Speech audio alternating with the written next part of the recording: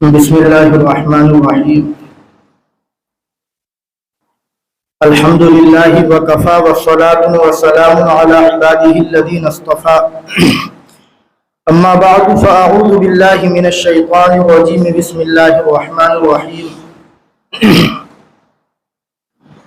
لن ينال الله لحومها ولا دماؤها ولكن يناله التقوى منكم كذلك سخرها لكم لتكبروا الله على ما هداكم وبشر المحسنين. وعن انس بن مالك رضي الله تعالى عنه قال نحر النبي صلى الله عليه وسلم بيده 7 بدن قياما وضحى النبي صلى الله عليه وسلم بالمدينة كبشين أملحين أقرنين مختصرا أو كما قال النبي صلى الله عليه وسلم.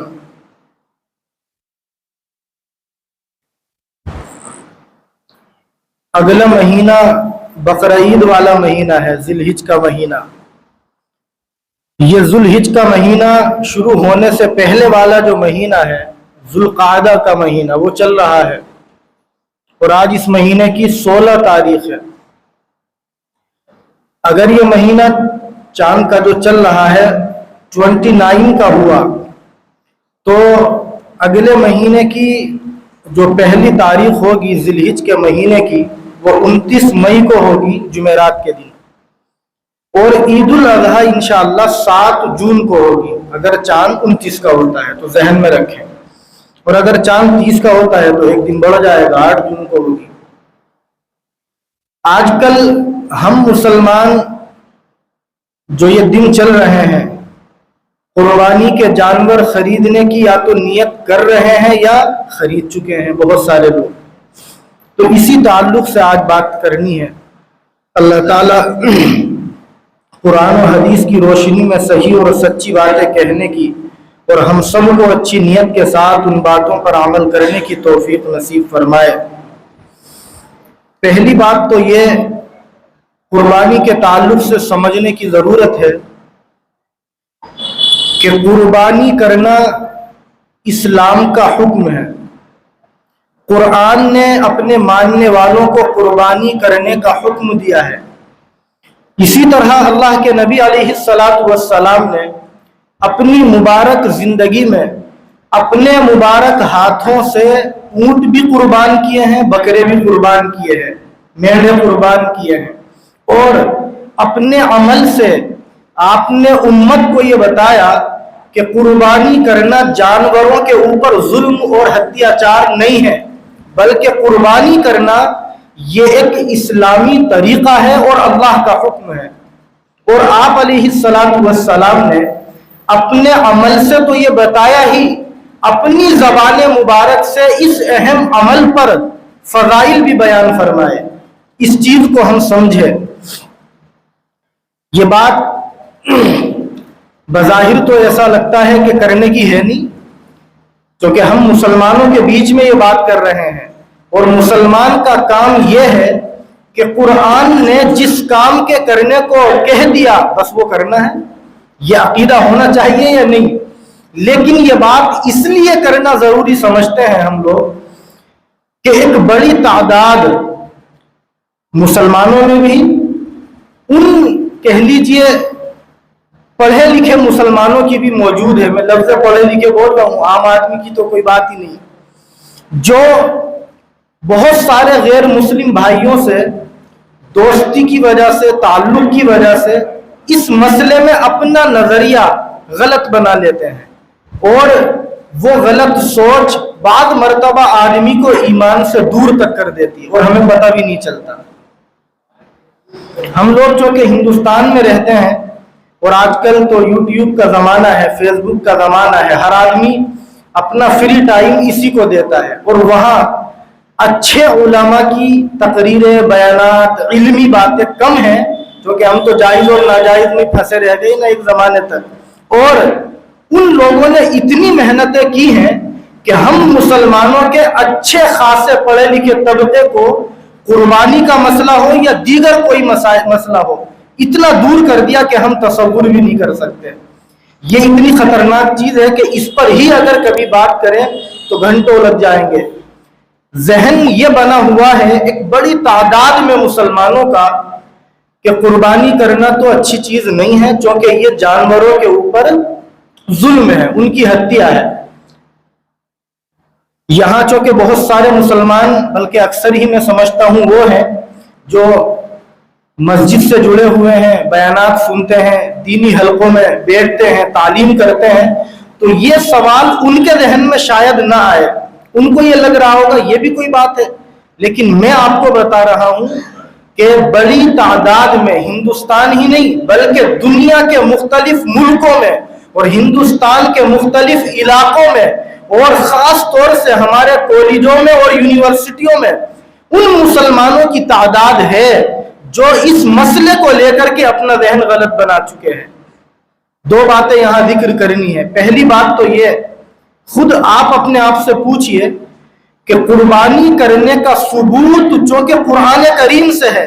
اب اگر کوئی مسلمان جانوروں سے محبت کی وجہ سے یا غیروں کی غلط باتوں کی وجہ سے اپنا ذہن یہ بنا لے کہ قربانی کرنا اچھی بات نہیں ہے, یہ ظلم ہے, تو قرآن کی آیت کا وہ انکار کرے گا یا نہیں کرے گا؟ آپ سے پوچھ رہا ہوں میں. اور اگر قرآن کی ایک آیت کا, ایک حکم کا کوئی مسلمان انکار کر دے, چاہے کتنی بھی نمازیں پڑھ لے, کتنا بھی اچھا وہ مسلمان ہو, اس آدمی کا تو ایمان ختم ہو جائے گا. اب اس کو سمجھے دوسری بات کو کہ قرآن سے اور حدیث سے قربانی کا ثبوت کیسے ہے. دلائل تو بہت ہیں لیکن آپ لوگوں کو سمجھانا کہیں نہ کہیں یہ چیز مشکل بھی ہے. دو باتیں صرف آسان لفظوں میں ہم میں سے ہر آدمی سمجھ سکتا ہے. پہلی بات, ہم سب مسلمانوں کو ایک چھوٹی سی سورت قرآن کی یاد ہوتی ہے, اِنَّا أَعْطَيْنَاكَ الْكَوْثَرَ, یاد ہے نا سب کو؟ اس کے اگلی آیت کیا ہے؟ فَصَلِّ لِرَبِّكَ وَانْحَرْ. اس کا ترجمہ سنیے. اللہ فرماتے ہیں کہ آپ اپنے رب کے لیے نماز پڑھیے.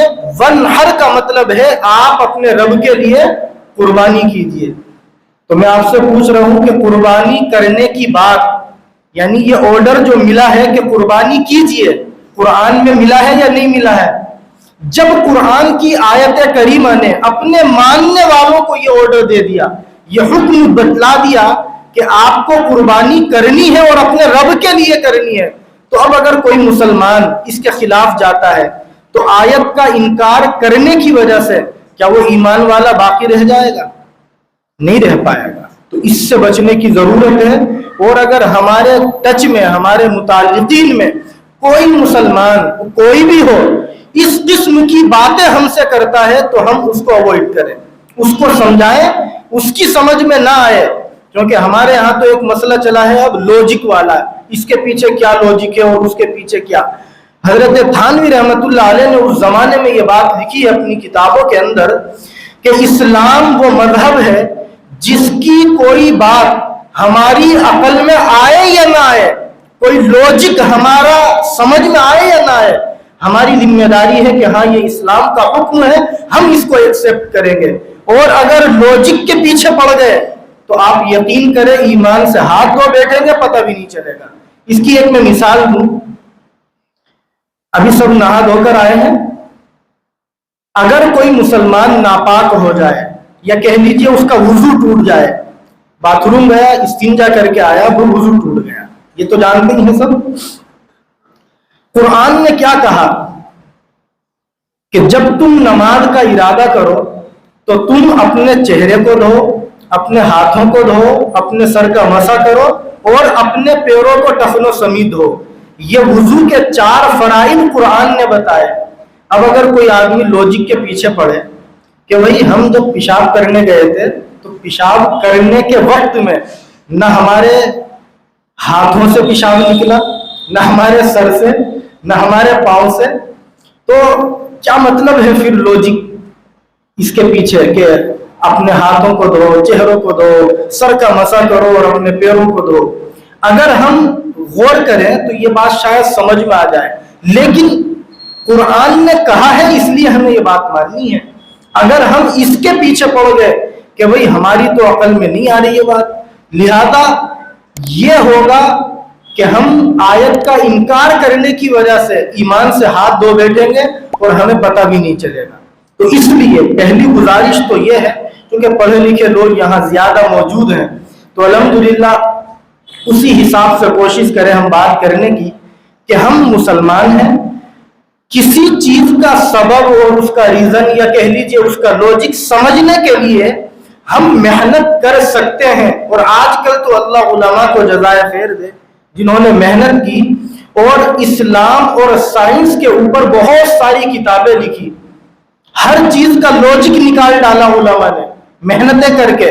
لیکن ہمیں لوجک ملے یا نہ ملے، کوئی بات عقل میں آئے یا نہ آئے، ہمیں اپنی سوچ کو بنانی ہے جو حضرت تھانوی رحمۃ اللہ علیہ نے لکھی کہ ہم مسلمان ہیں، آنکھ میچ کر یہ بات کہیں گے کہ قرآن کا حکم ہے لہذا ہم اس کو مانیں گے اور اسی کے مطابق ہم اپنی زندگی گزاریں گے. دو چیزیں ہیں، ایک ہے اس کے مطابق زندگی گزارنا، ایک ہے اس کو ماننا.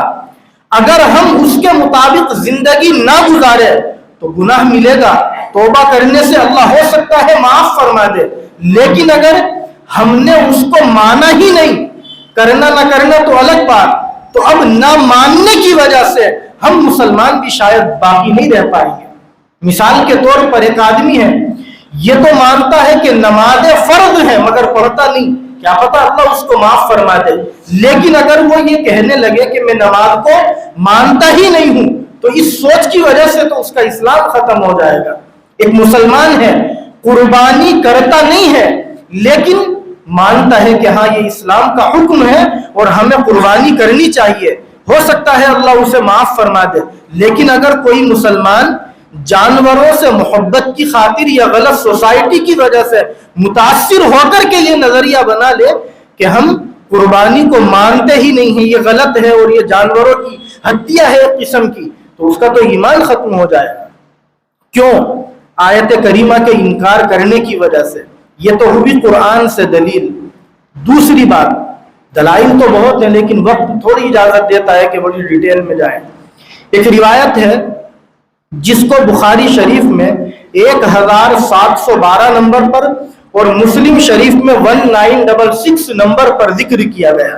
حضرت انس رضی اللہ تعالیٰ عنہ فرماتے ہیں کہ اللہ کے نبی علیہ السلام نے اپنے ہاتھ سے 7 اونٹوں کی قربانی کھڑے ہو کر کے کی. آگے آپ نے فرمایا وَوَحَّى بِالْمَدِينَةِ كَبْشَيْنِ أَمْلَحَيْنِ أَقْرَنَيْنِ کہ اللہ کے نبی علیہ السلام نے مدینۃ المنورہ میں رہتے ہوئے 2 سفید سینگ والے بکروں کی قربانی کی. اونٹ کی قربانی حضور نے کی، بکروں کی قربانی حضور نے کی. جب صحابہ نے حضور کو قربانی کرتے ہوئے دیکھا اور وہ بات تواتر سے تسلسل اور کنٹینیو پوزیشن میں ہمارے سامنے آ گئی تو اب ہماری ذمہ داری ہے اس کو ایکسیپٹ کریں اور اس کو مانیں.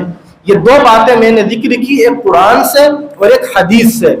2 باتیں بہت کافی ہیں یہ سمجھنے کے لیے کہ قربانی کا عمل وہ ہے جو قرآن سے ثابت ہے اور اللہ کے نبی علیہ السلام نے اس اہم عمل کو آپ نے کر کے بھی بتایا اور کرنے کے فضائل بھی بتائے. تو اس لیے ہم اپنی سوچ یہ بنائیں اور بڑی تعداد میں آج کل چونکہ قربانی کے جانور خریدنے کا وقت شروع ہوگا تو لوگ اس قسم کی ویڈیوز پر باضابطہ محنتیں کرتے ہیں. ہم خود تو سیلف اسٹڈی کرتے نہیں، کتابوں کو ہم پڑھتے نہیں، علماء کے پاس بیٹھتے اٹھتے نہیں، جمعے کا بیان سننے کی فرصت نہیں، 2 منٹ پہلے آئے اور اپنا نماز پڑھی اور بھاگ گئے. تو اب ہمارا ذہن اگر وہ بن جاتا ہے جس پر یوں کہہ لیجئے اسلام مخالف طاقتیں سالوں سے محنت کر رہی ہے تو ہمارا کچھ نہیں بچے گا دنیا کے اندر. جب اسلامی ختم تو کیا بچا ہماری ذہن کے اندر؟ اس لیے ہم محنت کریں. اور افسوس ہوتا ہے کہ ہر مرتبہ عید کے موقع پر اس قسم کی واہیات باتیں اخباروں تک میں آتی ہے. پچھلے سال میں نے اس پر بڑی ڈیٹیل میں بیان کیا تھا کہ باضابطہ ایک ہندی اخبار کے اندر، میں اس کا نام نہیں لوں گا، ہمارے ضلع بجنور میں فرنٹ پیج پر یہ خبر شائع ہوئی کہ آئیے مل جل کر غریبوں کا ساتھ دیں اور اس مرتبہ جانوروں کی ہتیا سے بچیں۔ اب آدمی کو یہ بات بڑی اچھی لگتی ہے کہ ہاں بھائی، ہم 15,000 کا بکرا نہ خرید کے کسی ضرورت مند عورت کے بچوں کی فیس پے کر دیتے ہیں۔ تو جو ایجوکیٹڈ لوگ ہیں ان کو لگتا ہے کہ ہاں بھائی، ہم اگر ایک بچے کی فیس دیں گے تو وہ بچہ پڑھے گا تو آگے قوم کی خدمت کرے گا۔ تو عقل کہتی ہے کہ یہ کام اچھا ہے، اور باتیں ایسی بناتے ہیں کہ بس اللہ کی بنا۔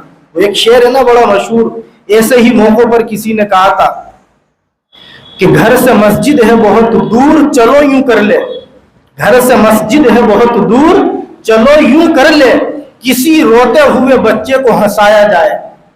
یعنی اس کے پیچھے وہ یہ کہنا چاہتے ہیں شاہد صاحب کہ بھائی گھر سے مسجد بہت دور ہے، نماز کے لیے جانا بڑا مشکل ہے، ایسا کرتے ہیں بجائے نماز پڑھنے کے کسی کا سہارا بن جاتے ہیں اور روتے ہوئے کو ہنسا دیتے ہیں، کچھ ڈونیشن کر کے یا کچھ اور کر کے، تو شاید نمازیں چھوڑنے کی وجہ سے ہمیں گناہ نہ ملے۔ اس بات کو جب سنتے ہیں تو اچھی لگتی ہے، مگر میں آپ سے پوچھتا ہوں، اللہ کے گھر میں بیٹھے ہیں آپ سب، اللہ نے سب کو عقل سلیم سے نوازا، کیا یہ بات مناسب ہے؟ آپ کی عقل اس کو قبول کرے گی کہ ایک مسلمان ایک وقت کی نماز نہ پڑھے، نماز چھوڑ دے، جان بوجھ کر اپنے گھر میں بیٹھا رہے اور گھر میں بیٹھے بیٹھے کسی کو گوگل پے سے 1,000 روپے ڈال دے کہ بھائی لے راشن خرید لینا؟ تو میں آپ سے پوچھ رہا ہوں، کیا اس 1,000 کے راشن کے تعاون کی وجہ سے اس نے جو نماز چھوڑی ہے اسے نماز کا گناہ نہیں ملے گا؟ آپ کی خود اپنی عقل کہے گی کہ یہ غلط ہے۔ تعاون کرنا ایک اچھا کام ہے، ثواب کی چیز ہے، لیکن نماز چھوڑنے کا تو گناہ ملے گا۔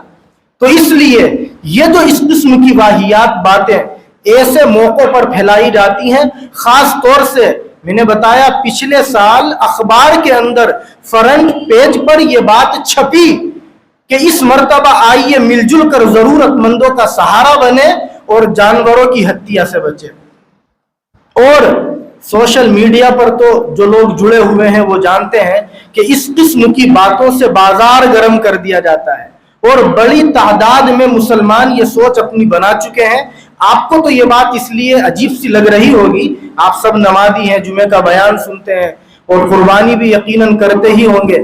میں اپنے اسی جیت پور کے اسی مسجد کے حلقے میں ایسے 2 آدمیوں کو جانتا ہوں جن کی سوچ یہ بنی ہوئی تھی، پڑھے لکھے ہیں وہ ماشاءاللہ، لیکن جب انہوں نے ہم سے تعلق قائم کیا اور ہماری سوسائٹی میں آئے، بات چیت ہوئی، تو پھر انہوں نے معذرت کی، اللہ سے معافی تلافی کی، اور پھر انہوں نے اپنی قربانی کے نظام کو شروع کیا۔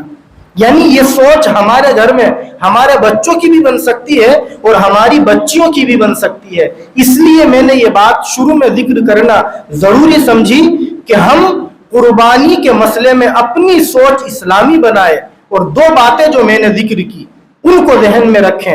ایک تو یہ کہ قربانی کرنا اسلامی حکم ہے، قرآن سے ثابت ہے، اللہ کے نبی کی حدیثوں سے ثابت ہے، لہذا ہم قربانی کریں گے، یہ سوچ بنائیں۔ لیکن اگر قربانی نہیں کرتے ہیں تو کم سے کم قربانی کا انکار تو نہ کریں، قربانی کے مسئلے پر ہم ادھر ادھر کی باتیں نہ کریں۔ ایک تو یہ بات اس طریقے سے کہتے ہیں۔ دوسری بات، ایک بڑی سنکھیا میں آپ کو ایسے لوگ بھی ملیں گے جو آپ سے ملیں گے، کہیں گے، ہے یوٹیوب پر ایسی ویڈیوز، اور وہ یہ کہتے ہیں کہ ہر سال اتنے سینکڑوں میں وہ کاؤنٹنگ کرتے ہیں کہ کئی 100 کروڑ روپیہ مسلمان قربانی کے نام پر خرچ کرتے ہیں، اتنے کروڑوں کی قربانی کے جانور قربان کرتے ہیں۔ اب وہ حساب لگاتے ہیں آنکڑے کہ اگر یہی رقم مسلمان اپنے علاقے میں کالج بنانے پر خرچ کریں تو بڑی تعداد میں مسلمانوں کے اپنے کالج ہوں گے، یونیورسٹیاں ہوں گی۔ اس کو جب آپ کے سامنے کوئی بات اس طریقے سے کرنے کی کوشش کرے تو آپ اس سے کہیے گا کہ بھائی قربانی کو کٹ کر کے، قربانی کے پیسوں پر کٹوتی مار کے کیا ضرورت ہے کالج بنانے کی؟ شادیوں میں جو ہم الٹے سیدھے پیسے خرچ کرتے ہیں، جو فضول اور خرچے ہمارے شادی میں ناجائز طریقے سے خرچ ہوتے ہیں، ہم اگر ان پیسوں کو کٹ کر کے وہاں کٹوتی مار کے کالج بنائے تو اس سے زیادہ کالج بن سکتے ہیں۔ قربانی سے زیادہ بجٹ ادھر ہمارے خرافات کا ہے.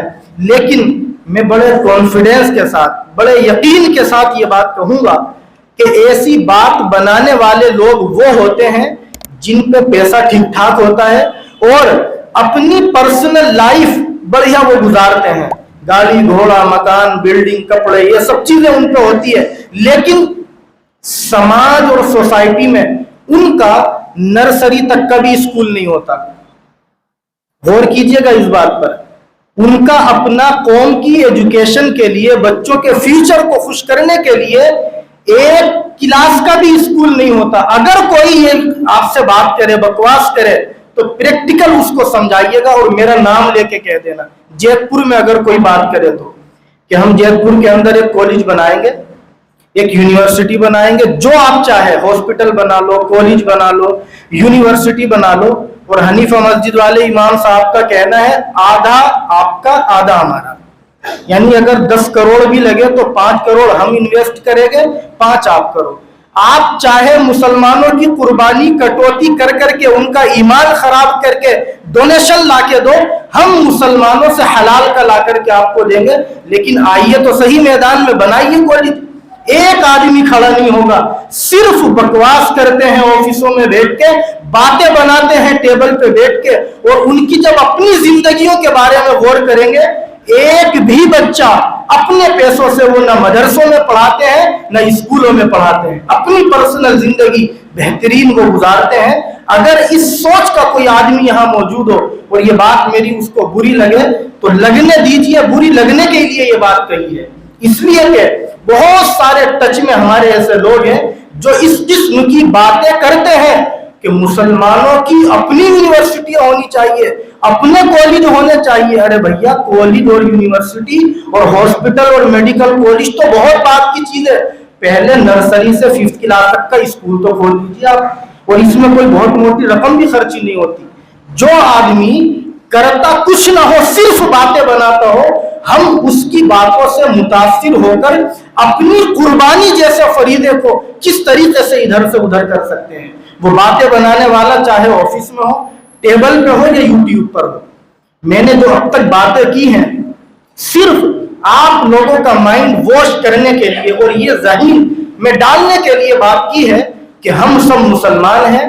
قربانی کرنا قرآن کا حکم ہے, اللہ نے حکم دیا اپنے ماننے والوں کو, اور اللہ کے نبی کی حدیثوں سے قربانی کرنا ثابت ہے.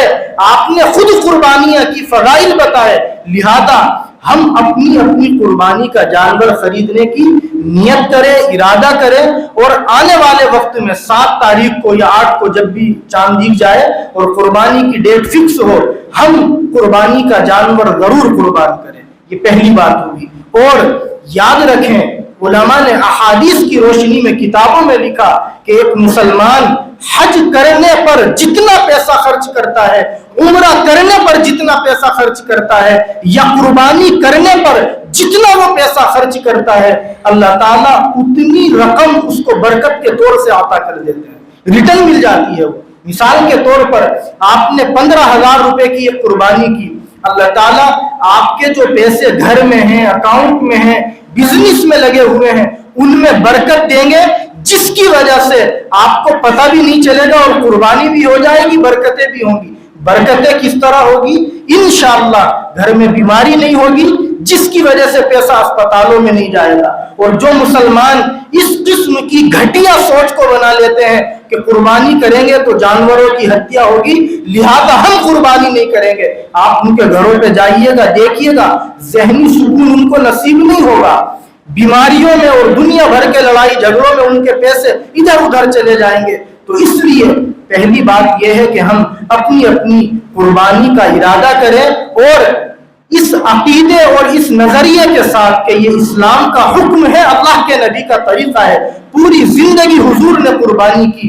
اور ایک بات, ہمارے جو غیر مسلم بھائی, ہمارے جو ٹچ میں لوگ ہیں مسلمان یا غیر مسلم, وہ اگر ہم سے یہ بات کریں کہ بھائی یہ تو جانوروں کی ہتیا ہے اور یہ اچھی بات نہیں ہے, آپ ان سے کہیے گا کہ آپ کے سناتن دھرم کے اندر جب سے یہ چلا ہے, اور تم تو یہ کہتے ہو یہ سب سے پرانا ہے, اٹھائیے گا جتنی تمہاری مذہبی کتابیں ہیں ان تمام کتابوں میں آپ کو یہ بات ملے گی کہ اپنے دیوتاؤں کے نام پر تمہارے بڑوں نے قربانیاں کی ہیں اور تم آج بھی کرتے ہو، بلی تم چڑھاتے ہو، اور تم اپنی مندروں میں اپنے گرجا گھروں کے اندر، دنیا کا کوئی مذہب ایسا نہیں ہے جس مذہب کے اندر قربانی کا فریضہ نہ ہو۔ طریقے الگ الگ ہیں، کوئی کسی کے نام پر کرتا ہے، کوئی کسی عنوان سے کرتا ہے، لیکن کرتے سب ہیں۔ ہم کریں تو ہتیا اور تم کریں تو کچھ نہیں، یہ کہاں کا لوجک ہے؟ اس لیے کسی کے بہکائے میں بالکل نہ آئے اور اپنی اپنی قربانی کا ہم ارادہ کریں۔ دوسری بات، یہ جو ایک بات ذہن میں آتی ہے کہ ہم قربانی کریں تو گھر کے تمام لوگوں کی طرف سے ایک ہی کر لیں، افسوس ہوتا ہے ایک بڑی تعداد میں مسلمانوں میں ایسے لوگ بھی پائے جاتے ہیں کہ ایک بکرا ایک محلے کی طرف سے، گھر کی نہیں بلکہ ایک محلے کی طرف سے۔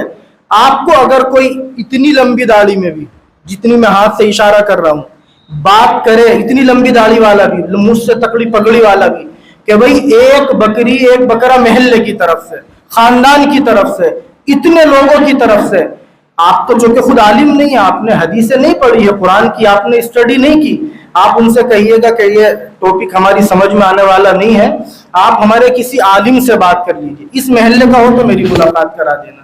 تو یہ ہو گیا جواب ختم۔ بہکائے میں تو نہیں آئیں گے، بالکل بہکائے میں آنے کی ضرورت نہیں ہے کہ ایک بکرا ایک محلے کی طرف سے، کیا تک ہے؟ علماء نے جو مسئلہ لکھا ہے، میں تو کتابوں کے ریفرنس سے بات کرتا ہوں، آپ پڑھیے گا، فتوے کی سب سے دبنگ اور مشہور کتاب، اتنی موٹے چیپٹروں میں 12 جلدوں میں یہ کتاب لکھی گئی ہے، علامہ شامی رحمت اللہ اس کے رائٹر ہیں، انہوں نے لکھا ہے ترمذی شریف کے اندر، مسلم شریف کے اندر جو احادیث ہیں ان کی روشنی میں علامہ شامی رحمت اللہ علیہ لکھتے ہیں، اگر ایک گھر کے اندر ایک سے زیادہ لوگ نصاب کے مالک ہیں تو ان سب کے اوپر الگ الگ قربانی کرنا واجب ہے۔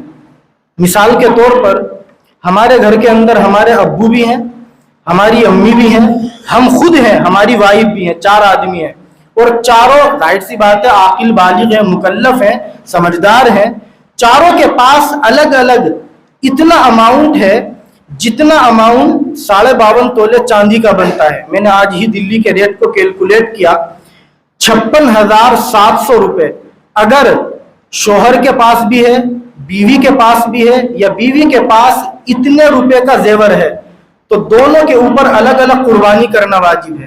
ماں کے پاس اگر ہے اس کے اوپر الگ واجب ہے، باپ کے پاس پیسے جوڑے ہوئے رکھے ہیں ان کے اوپر الگ قربانی واجب ہے۔ اور طریقہ کتنا آسان اسلام نے ہمیں بتایا، بجائے اس کے کہ ہم 4 بکرے الگ الگ خریدنے کے، ہم ایک بڑا جانور خرید لیں اور اس بڑے جانور میں جتنے کا چھوٹا ملتا ہے، عام طور سے ریٹ بڑے ہوئے ہیں، 20 سے کم کا اچھا بکرا نہیں ملتا، اور 30-35 تک کی بڑی بھینس وغیرہ مل جاتی ہے، تو تھوڑے سے پیسے اس میں اور ڈال کے اس میں 7 حصے ہم کر لیں۔ اور علماء نے یہ مسئلہ کتابوں میں لکھا کہ ایک مکمل جانور خرید کر قربان کرنے پر جتنا ثواب ملتا ہے اتنا ہی ثواب ایک بڑے جانور میں ایک حصہ لینے پر قربانی کرنے پر ملتا ہے۔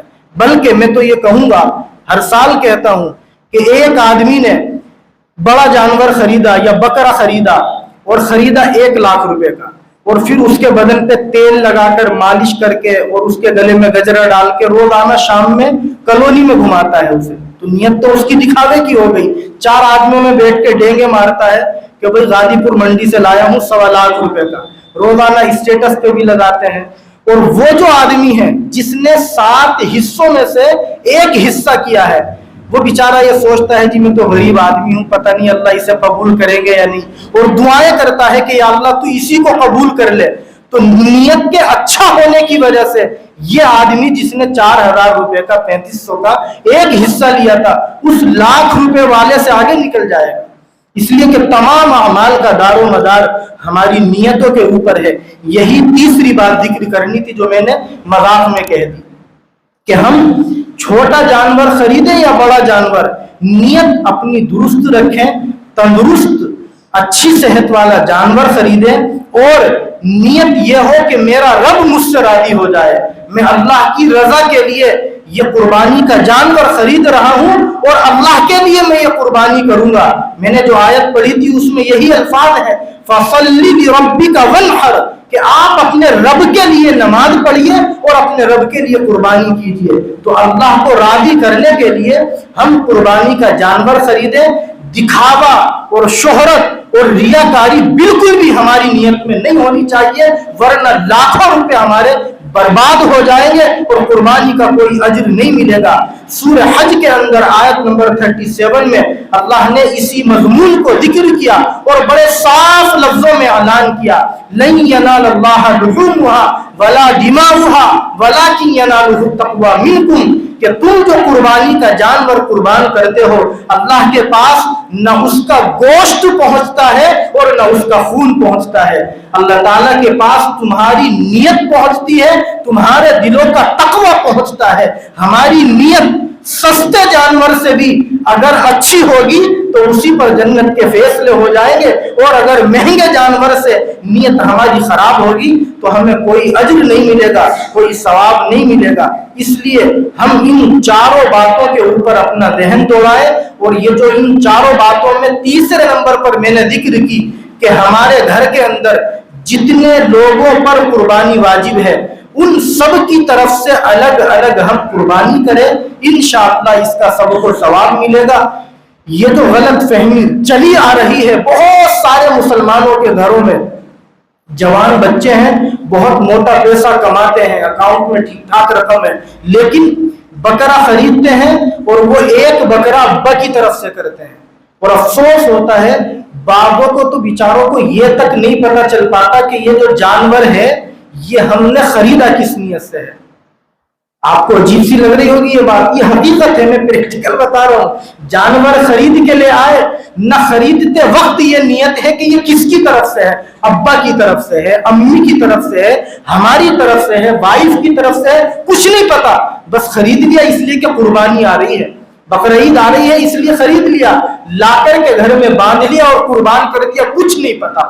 آج ہی آپ اپنے گھر میں بیٹھیے گا، بیوی سے پتہ کیجئے گا کہ آپ کے پاس کتنے پیسے ہیں، پیسے تو وہ بتائے گی نہیں لیکن اندازہ ہو جائے گا زیورات کتنے ہیں اس کے پاس۔ اور اگر آپ صحیح نیت کے ساتھ قربانی کرنا چاہیں تو امی سے بھی پوچھئے، ابو سے بھی پوچھئے، اور اگر جوائنٹ فیملی ہے تو اپنے بھائیوں کو، چاہے ہم ان سے بات نہ کرتے ہو، یہ بھی مسئلہ ہے، 4 بھیا ہے تو 3 بات نہیں کرتے، لیکن پوچھیں کہ بھائی امی کی طرف سے آپ میں سے کون قربانی کرے گا، مشورہ کریں اور کوشش یہ کریں کہ ہم اپنے گھر کے ہر آدمی کی طرف سے قربانی کریں۔ اگر ہم 3-4 بھائی ہیں، کوئی ایک بھائی ابو کی طرف سے کر لے، ایک امی کی طرف سے کر لے اور ہم بچ جائیں، ہم اللہ کے نبی کی طرف سے کر دیں، ہم اپنے مرحوم اور انتقال کیے ہوئے دادا کی طرف سے کر لیں، دادی کی طرف سے کر لیں، کسی اور کی طرف سے کر لیں، اور آخر میں پھر اس بات کو ریپیٹ کر کے بات میں ختم کروں، یہ بالکل نہ سوچیں کہ 15,000 کا قربانی کا جانور خریدیں گے، 5,000 کا 4,000 کا حصہ خریدیں گے تو ہمارے پیسے خراب ہوں گے۔ خراب نہیں ہوتے، اللہ ریٹرن کر دیتے ہیں برکت کی شکل میں۔ اگلے ہفتے اس سے آگے اس ٹاپک پر بات کریں گے کہ قربانی کا حصہ لینے کے لیے مارکیٹ کے فراڈ لوگوں سے محتاط رہے۔ ان فراڈ لوگوں میں داڑھی والے بھی آپ کو ملیں گے، مدرسے والے بھی آپ کو ملیں گے، پگڑی والے بھی آپ کو ملیں گے۔ جانور میں حصہ کہاں لینا ہے، کس کے ساتھ لینا ہے، اس کے بارے میں ہمیں سوچنے کی ضرورت ہے۔